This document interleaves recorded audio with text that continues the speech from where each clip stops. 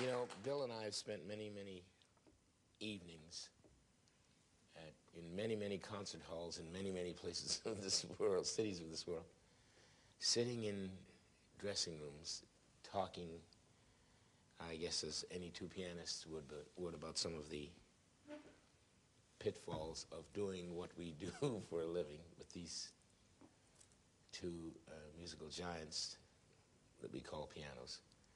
And one of the points that I wanted to talk to Bill about tonight was his feelings about the piano, his instrument. It's been his instrument all his life.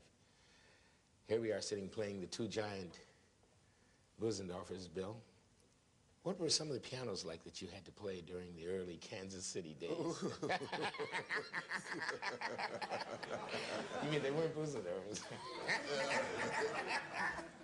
Well, I tell you, there were some brutal uprights. What's a brutal upright? And some of them were real nice, too, you know? Oh, yeah, some of the uprights are great. Believe me. You could get a good sound. And some of them had pedals on them that had little things on them that run that had some different little string sounds to them, you know, that added a little jazz to them. And there were some nice ones, really, actually. And when they built this monster here, they built it right there. They made it for you. Nobody but you, especially that other thing they got down there on that tricked me on one day. Well, yeah, I was going to mention that.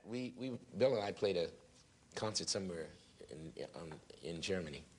And, of course, the earlier models of this particular piano were like the one I'm using at the moment. Bill doesn't have it on his. Mine is an earlier model because it has a flap on it that opens because there are extra keys. And, and at that time, they used to leave the extra keys, in their normal white and black configuration. Now, of course, on Bill's piano, like the one he's using today, they paint those black. Pardon? All soul keys you had over there. All soul keys.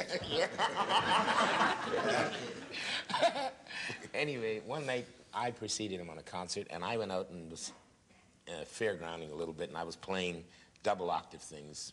And these keys actually by themselves, they don't really sound that good.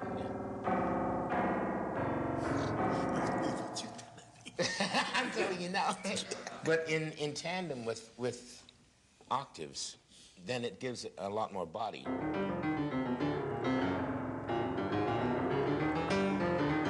You just had to play that, you know.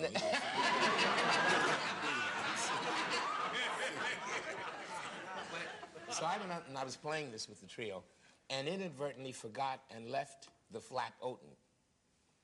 And then Bill came on with the band, and he elected to play one of the stride things. And I was standing back there, and I heard misses, which he never does. I've never known him to miss that, and it was sounding like you. And I went out, and I looked at Bill, and he had made the mistake of looking down at the keyboard. I had left the flap open, and of course, with the extra notes, it threw his perspective. And I was looking for him after. But you know, actually, what do you like in the way of a piano, Bill? What type of piano do you like to? What do you like in the way of a feel? Well, I don't know, just a good feel. I mean, this is a beautiful piano that I'm sitting in front of. Really. Does it affect you? How does it affect your playing? If you, for instance, you're a very speculative player. You are thoughtful. You're very sparse. We all know this because this is the one thing you brought to the jazz world.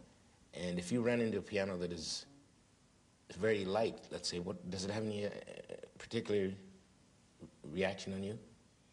Well, I don't know, Oscar. I don't know how to answer that question really, but it does have a wonderful feeling for me because I do like a light piano. You like a light piano. This is what I meant. You prefer the light action compared to the most definitely to the heavyweight action. Believe me.